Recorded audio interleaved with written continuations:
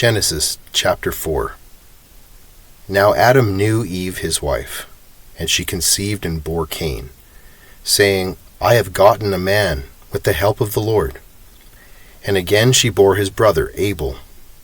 Now Abel was a keeper of sheep, and Cain a worker of the ground. In the course of time, Cain brought to the Lord an offering of the fruit of the ground, and Abel also brought of the firstborn of his flock, and of their fat portions.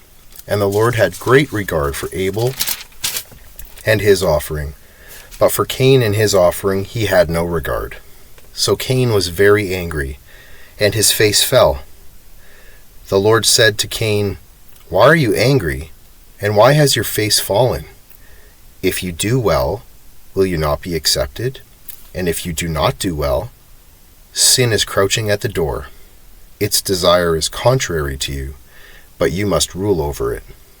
Cain spoke to Abel his brother. And when they were in the field, Cain rose up against his brother Abel, and killed him. Then the Lord said to Cain, Where is Abel your brother? He said, I do not know. Am I my brother's keeper? And the Lord said, What have you done?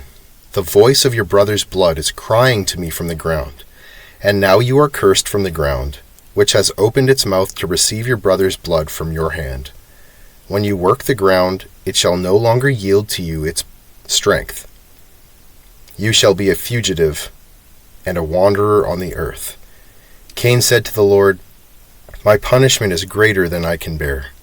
Behold, you have driven me today away from the ground, and from your face I shall be hidden. I shall be a fugitive and a wanderer on the earth, and whoever finds me will kill me. Then the Lord said to him, Not so. If anyone kills Cain, vengeance shall be taken on him sevenfold. And the Lord put a mark on Cain, lest any who found him should attack him. Then Cain went away from the presence of the Lord and settled in the land of Nod, east of Eden. Cain knew his wife, and she conceived and bore Enoch. When he built a city, he called the name of the city after the name of his son, Enoch. To Enoch was born Irad, and Irad fathered Mehujael, and Mehujael fathered Methushael, and Methushael fathered Lamech. And Lamech took 2 wives. The name of the one was Ada, and the name of the other Zillah. Ada bore Jabal. He was the father of those who dwell in tents and have livestock. His brother's name was Jabal. He was the father of all those who play the lyre and pipe. Zillah also bore Tubal-Cain. He was the foreigner of all instruments of bronze and iron. The sister of Tubal-Cain was Naamah. Lamech said to his wives, Ada and Zillah, hear my voice. You wives of Lamech, listen to what I say. I have killed a man for wounding me, a young man for striking me. If Cain's revenge is sevenfold, then Lamech's is 77-fold. And Adam knew his wife again, and she bore a son and called his name Seth. For she said, God has appointed for me another offspring instead of Abel, for Cain killed him. To Seth also a son was born, and he called his name Enosh. At that time, people began to call upon the name of the Lord. So a couple thoughts on this. The first one that is most obvious, that comes to mind is Abel is a keeper of sheep, and Cain a worker of the ground. And the language used in this area of the Bible is very specific, saying, in the course of time, I will paraphrase here, in the course of time, Cain chose to bring on his own accord to the Lord an offering of the fruit of the ground.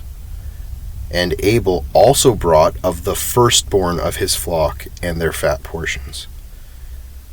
So the Lord had regard for Abel and his offering, but for Cain and his offering he had no regard. Abel brought the best of his production, of his flock, the best and the fat portion to God, and Cain brought some of his production from his garden.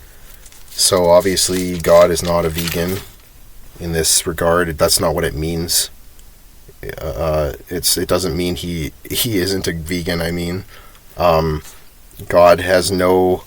I don't think he's playing favorites here. It's not that he loves meat and doesn't love vegetables. It's obviously like the heart behind giving. Cain didn't have to bring to the Lord anything, but in some way, I guess he realized it is necessary. God is so who he is that Cain decided, I want to bring something to the Lord, but didn't choose to bring God the best, which is interesting. Maybe we need to look at our own hearts in that. Why isn't God pleased with something in our life? Maybe we're not giving him our best. And Abel brings the best. And so the Lord has regard for Abel. And this makes Cain jealous. And God is very prophetic and says, if you do well, if you do good, if your heart is right in every situation, will you not be accepted? And if you do not do well, if your heart is not right, sin is crouching at the door. And I think in the original it actually says its desire is to have you or to control you, but you must rule over sin. And then Cain goes and does exactly one of those options that God said would happen, and he kills his brother, and God says his brother's blood's voice is crying to the Lord from the ground, and Cain is cursed because he just compounded his disregard of giving God his best with choosing to walk in sin and kill his brother. So that's my first thought. I guess the second thought is well,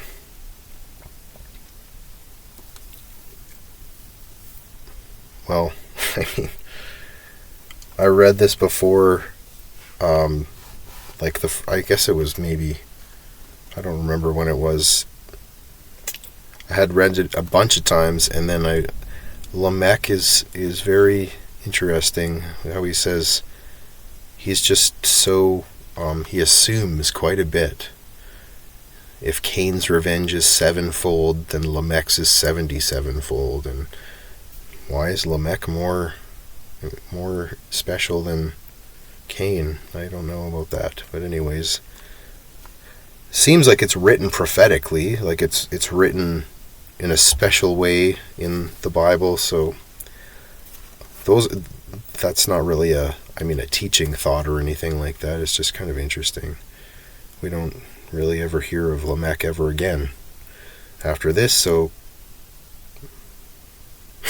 I guess that tells you what God thinks of that. And then Adam knew his wife again. She bore a son and called his name Seth, for she said, God has appointed for me another offspring instead of Abel.